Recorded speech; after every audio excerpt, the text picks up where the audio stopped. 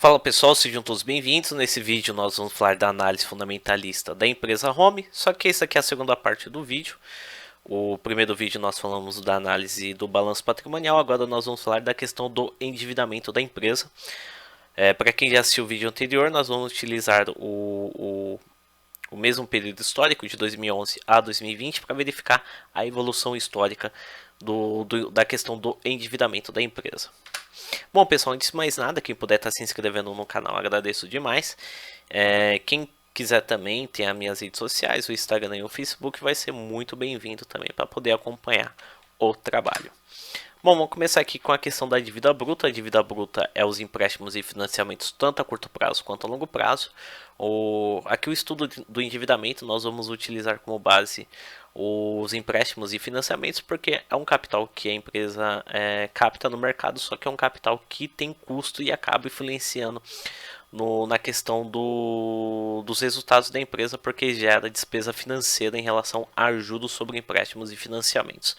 Bom, a gente consegue avaliar que o volume da dívida da empresa veio em queda forte, principalmente de 2011 a 2017, porém aqui de 2018 a 2020 a questão do endividamento subiu um pouquinho.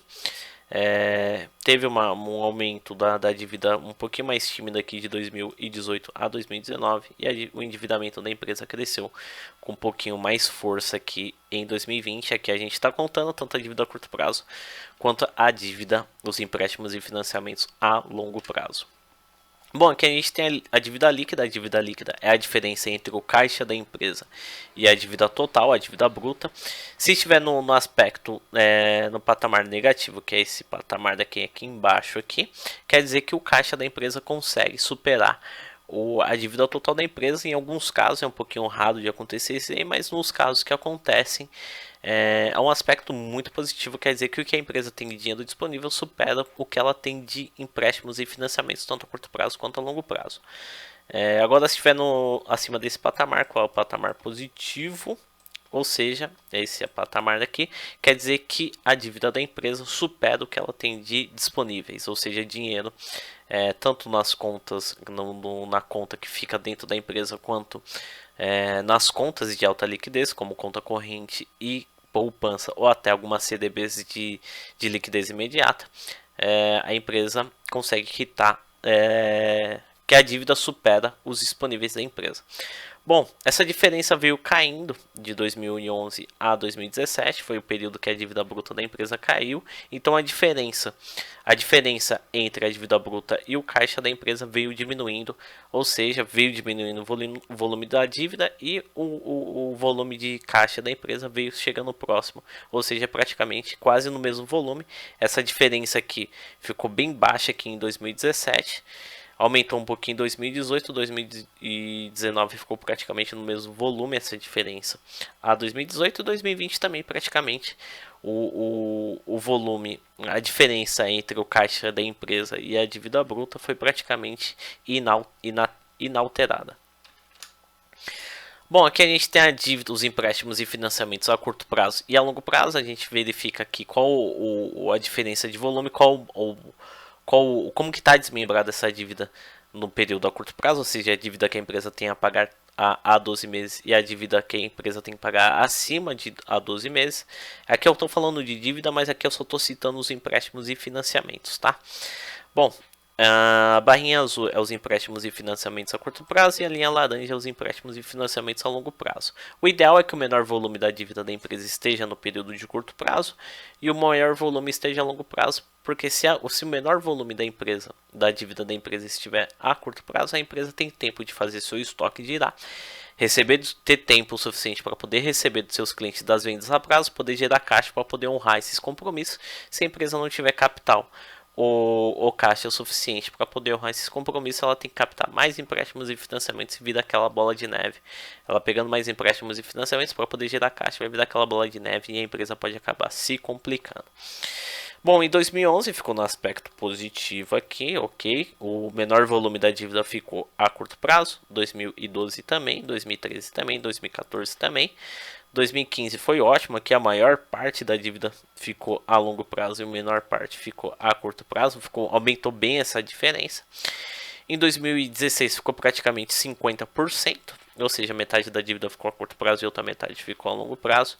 2017 aqui, vou colocar um xizinho porque não é um cenário ideal, mas ficou praticamente no 50%, mas a dívida da empresa a curto prazo ficou um pouquinho superior em relação à dívida a longo prazo. 2018 também ficou no mesmo cenário, 2019 ficou no 50%, não vou colocar um xizinho em um ok, porque o ideal é que sempre a maior parte do volume da dívida da empresa esteja a longo prazo, aqui ficou 50%, tentar fazer uns 50% aqui, e 2020 voltou para o cenário ideal, maior volume da dívida a longo prazo e o menor volume da dívida a curto prazo. Bom, aqui a gente vamos falar do retorno da dívida investida. Aqui a gente consegue avaliar, a gente fala retorno da dívida investida, por quê? Aqui a gente consegue avaliar qual foi a participação dos empréstimos e financiamentos que foi investido na empresa, no investimento das suas operações, e qual foi a contribuição na questão do lucro líquido da empresa, ou seja, qual a participação da dívida em relação ao lucro líquido. Bom, a barrinha azul é os juros que ela pagou sobre os empréstimos e financiamentos, ou seja, o custo do capital, porque ela pegou os empréstimos nos bancos e financeiras para poder aplicar nas suas operações, para fazer investir nas suas operações, porém esse capital tem um custo. Se tem um custo, a gente espera que o lucro da empresa consiga superar esse custo para poder compensar essa captação de empréstimos e financiamentos. Vamos verificar se foi positiva essa situação da empresa. Bom, de 2011 a 2017, principalmente a 2011 a 2016, não foi tão positivo assim, porque a barrinha azul é os juros que ela pagou de empréstimos e financiamentos, a barrinha laranja é a participação do retorno da dívida investida. Em 2011, os juros da empresa foi superior ao retorno da dívida investida. Em 2012 a empresa teve lucro, então não teve retorno da dívida investida, teve prejuízo, no caso não teve retorno da dívida investida. Ela pagou juros, 2013 ela pagou juros e o retorno da dívida investida foi bem baixo. 2014 ela pagou juros normalmente e o retorno da dívida investida foi bem baixo, não superou, então não compensou. 2015 também. 2016 a empresa teve prejuízo, ficou no patamar negativo e ela pagou juros normalmente.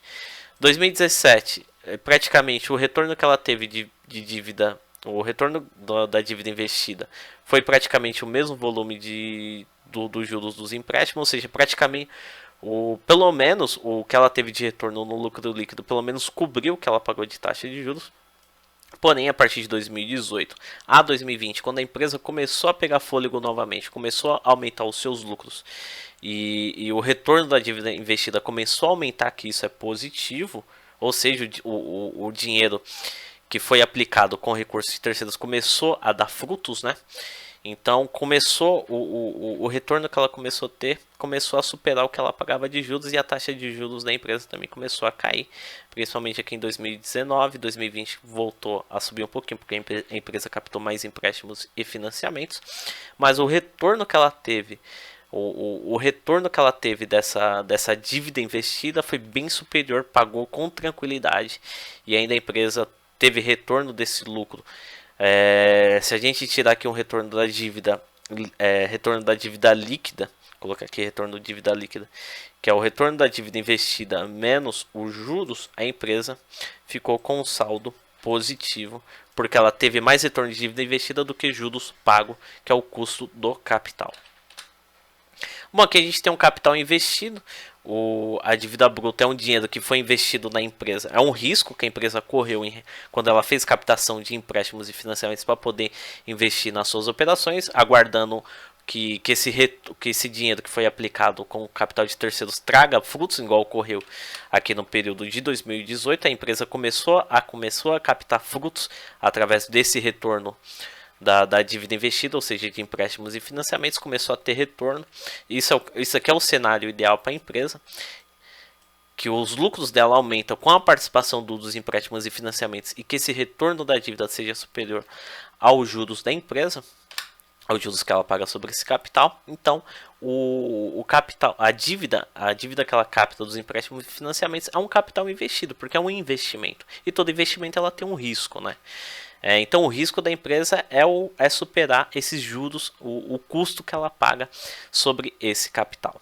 E aqui é o patrimônio líquido também, a gente verifica qual o volume que foi investido do patrimônio líquido, foi o dinheiro investido pelos sócios e acionistas, e a dívida bruta é o dinheiro que foi investido através de capital de bancos e financeiras.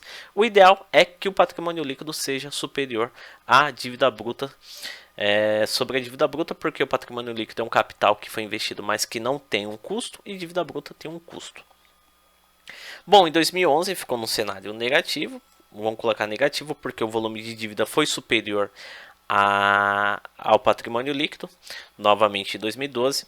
2013 ficou num patamar positivo, o volume de patrimônio líquido foi superior à dívida bruta. Novamente 2014 positivo, 2015 positivo, 2016 positivo, 2017 positivo, que foi aquele período que a dívida da empresa veio caindo, né? E o patrimônio líquido aumentando. Isso daqui é um cenário positivo para a empresa, a dívida caindo e o patrimônio líquido aumentando. Isso daqui é um aspecto muito positivo. Então 2018 também ficou nesse aspecto, a dívida diminuindo e o patrimônio líquido aumentando. Só em 2020 aqui que a dívida da empresa aumentou consideravelmente em relação aos anos anteriores, mas porém aqui o patrimônio líquido da empresa continuou crescente. Bom pessoal, aqui a gente termina a análise, espero que vocês tenham gostado. Lembrando, quem puder estar se inscrevendo no canal já contribui muito para a continuidade do projeto. Tem o Instagram e tem o Facebook, quem quiser acompanhar lá vai ser muito bem-vindo. Um grande abraço, até o próximo vídeo.